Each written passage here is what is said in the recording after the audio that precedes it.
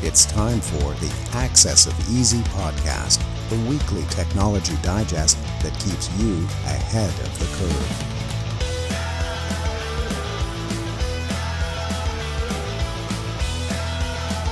Brought to you by EasyDNS.com. Welcome back, everybody, to the Access of Easy podcast. This is number 391. My name is Joey. That's Len. Len, did you see Donald in the, I guess not the Oval, but whatever that media room is that he's often using with the fancy chairs, no couches, no desks, though, talking about how he is all in on Canada being the 51st state yet again today. Did you catch that? That was about 4 or 5 hours ago. Did he say he's going to let us keep the national anthem? He did. Yeah, he likes the anthem, the O Canada. He said we can keep that. I do like that he says we're going to be the best state. You know, that's, I guess, a plus for us. I don't know how Texas or California feels about that, but yeah, interesting. So how many people are going to be joining? Was it 40 million people?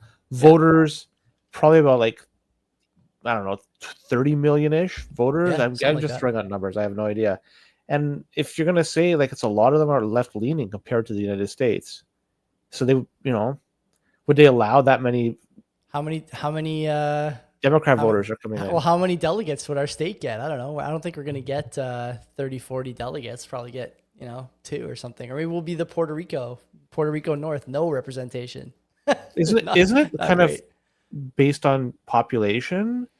Yeah, it is. It is based on population in some places, but I think there's other gerrymandering that goes on to maximize the number of seats in certain, red or blue areas. I'm not an expert in American political, I guess you'd call this political science, but yeah, it's interesting to think about us being the 51st state. I think, honestly, Len, I said this on another podcast I appeared on yesterday. This is out of left field for this show, but when I keep on hearing that we're supposed to have this nationalistic stripe, I want to ask people which, for example, with grocery stores, right?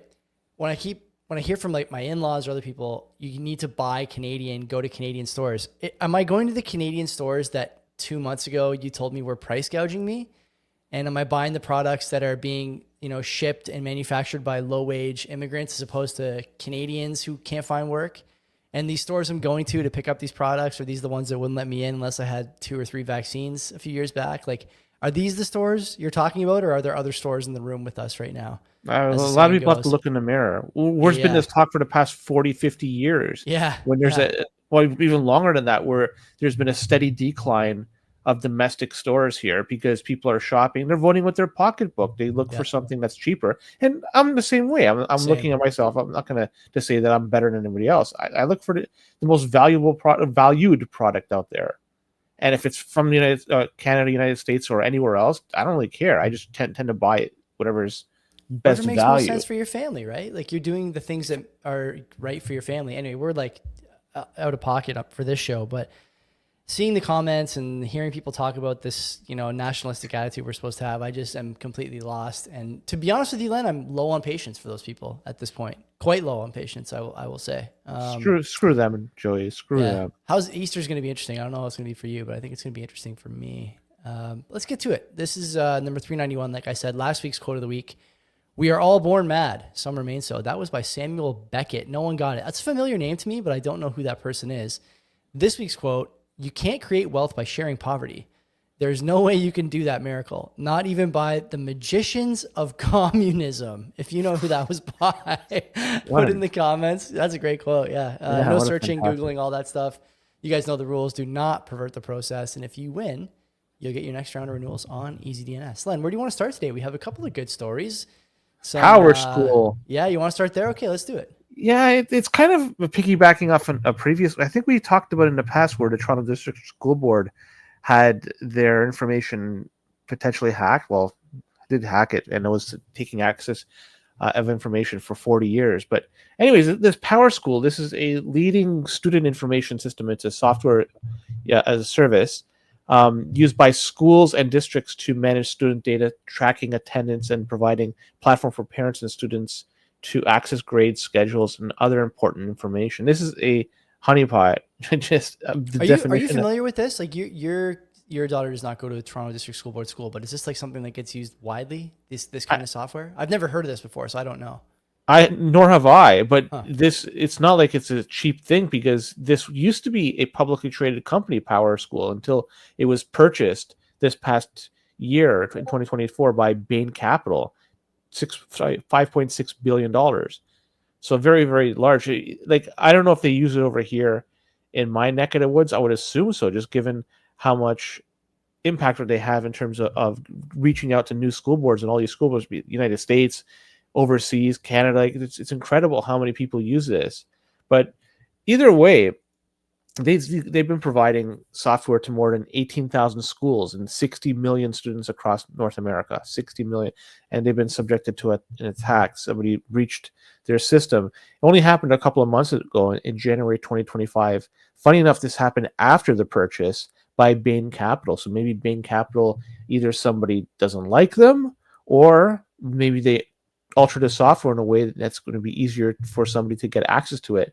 It only took a single compromised single credential that was needed to steal all this information. So it wasn't like it was a great deal of effort required. And they started to inform the people that have been impacted by this. What are they going to give them? I don't think it's going to be the standard 1 year credit monitoring service. This is something beyond that, in my opinion. But there is really no information yet as to how many people are subjected to this attack. But keep in mind, I did mention at the beginning that the Toronto District School Board had around 240,000 students earlier this year impacted. So it's all part and parcel of this. And they say that sensitive personal information was taken on students and teachers, including students' grades, attendance, and demographics. The latter would be interesting to see, especially in the 416 region. Either way, what PowerSchool did, they paid a ransom to the attackers who breached the system. What this does, it just makes the whole thing even more lucrative, because now it's showing you that these guys are willing to pay up if there is some sort of breach.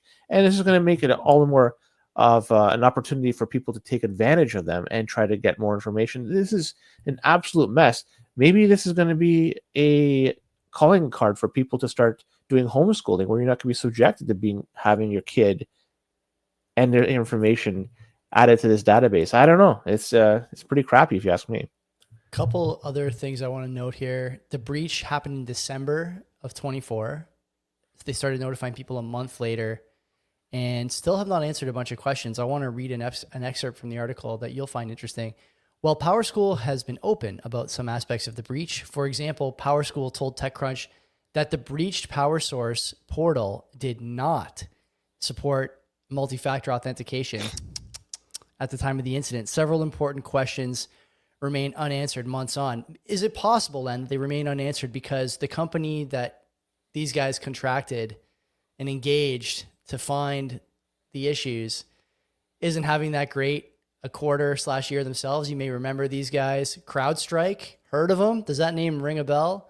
I don't know that any company these days is able to really pin down what happened, when it happened, how it happened, and do it in a timely manner so that communities like this can be protected. I mean, you're talking about sensitive data from kids, although they say that sensitive data was not necessarily accessed, blah, blah, blah. You know, we've heard that before.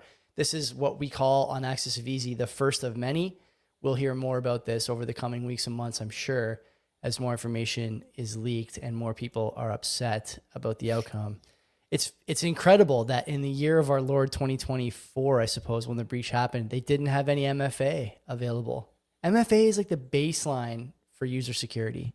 There's nothing else that you should expect platform to platform in terms of like high grade, high level, easy to use security besides MFA. And they didn't have it.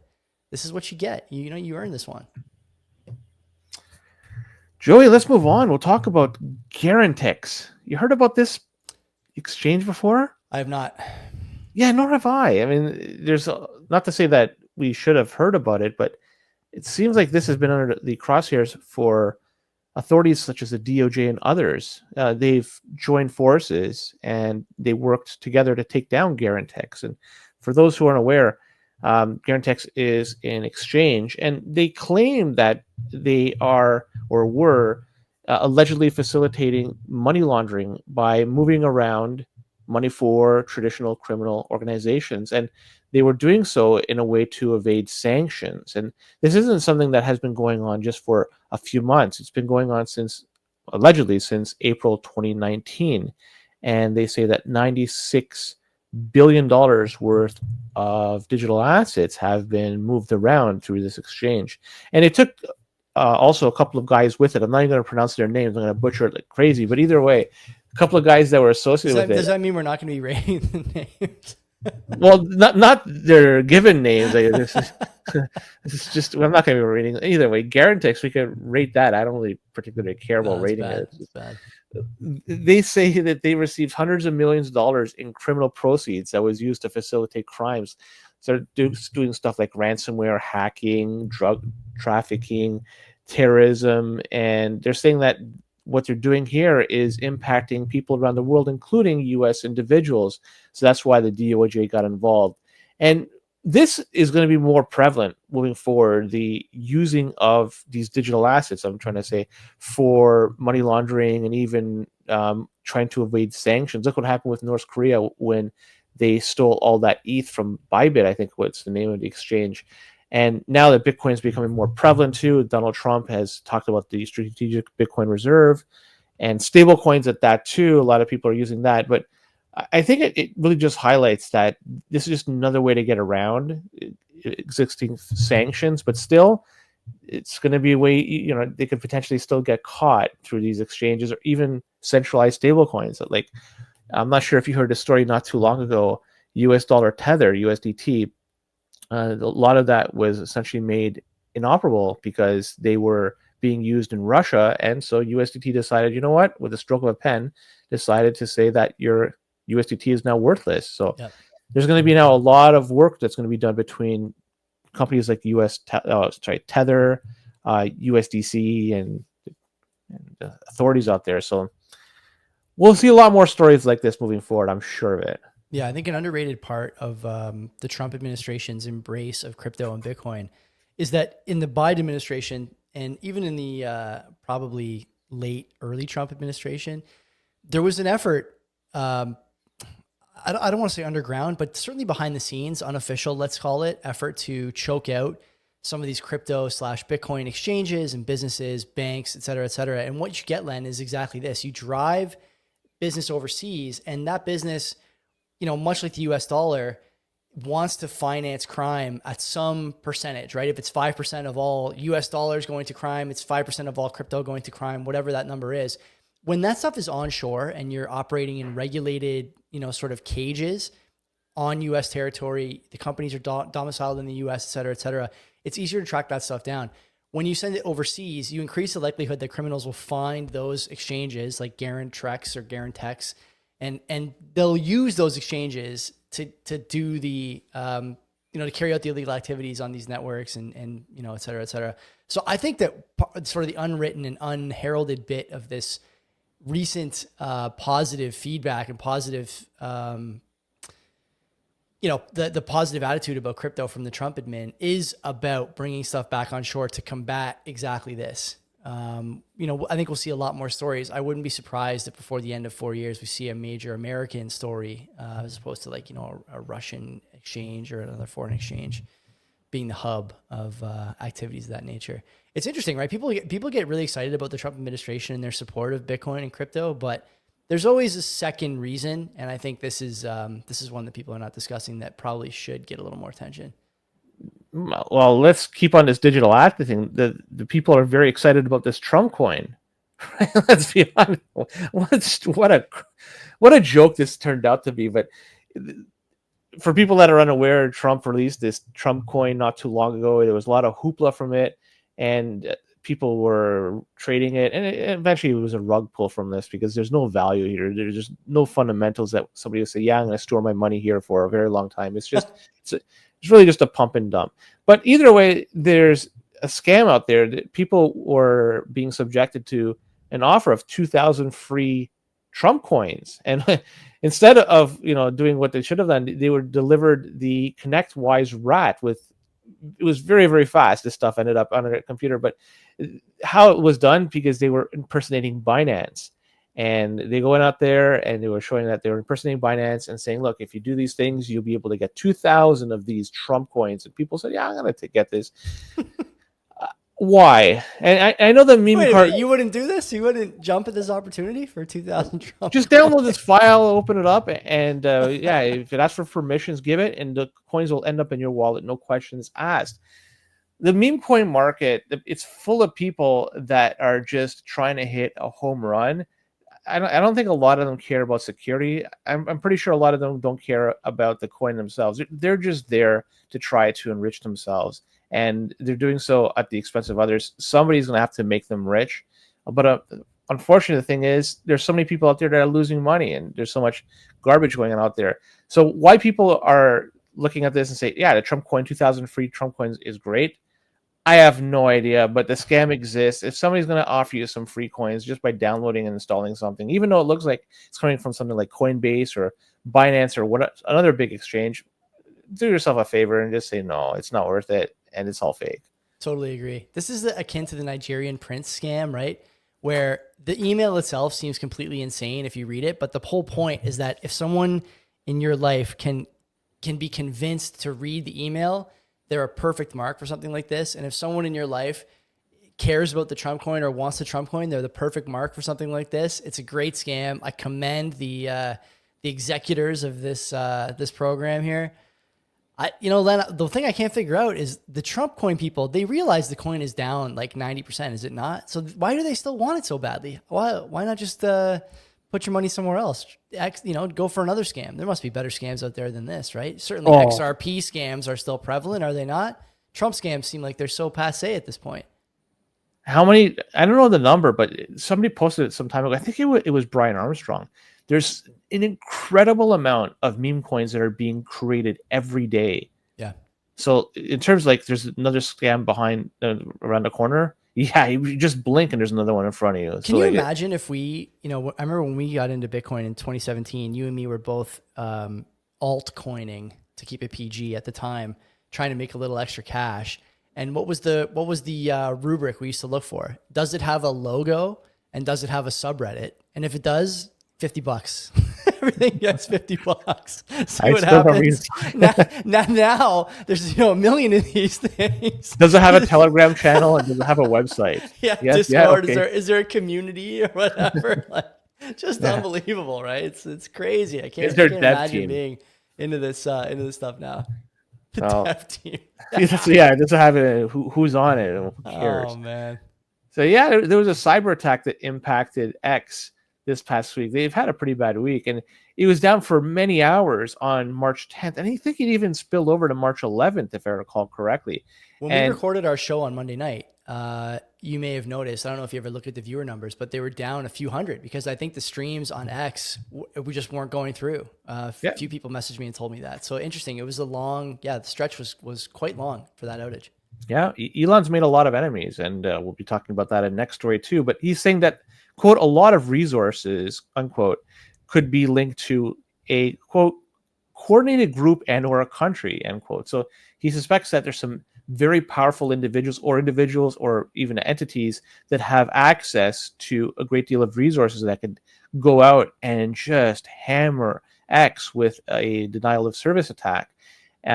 Dark Storm team, they came out and claimed responsibility for this. I don't know if there's any truth to this or they're just trying to up their reputation by saying, yeah, they've done this. But more than anything, I like to point out that an alternative exists, and it's Nostr. And Nostr, because it's decentralized and relies on relays that people run themselves, it's not subjected to these DDoS attacks because Twitter is a centralized service. And if you go out for those central servers, that's it. It's gone. Something like Nostr just works. So it's too bad for X, but I think this is highlighting that there's better alternatives out there. Yeah, it may not be as polished and it may be more difficult to use, but isn't Bitcoin kind of the same thing? I don't want to make this a Bitcoin story, but we just see that there's something better, and it may be a little harder to use, but ultimately it's better for us in the end. So I think more than anything, we should look for something better than X, and there's one that does exist. Agreed. I'd also note that Elon famously is trying to turn X into a payments platform as well, right? So if you start putting all your eggs in one basket, whether it's all your social media eggs or all your payment eggs, you do subject yourself to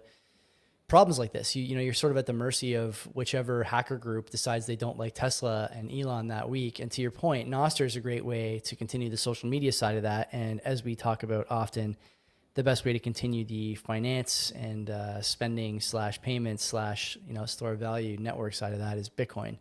You can say what you like about either of those platforms, but the fact of the matter is there is no way that either of those could be subjected to an attack like this. And as we say every week on the show, the resources and means and methods, to be frank, of these attacks continues to improve and become more complicated.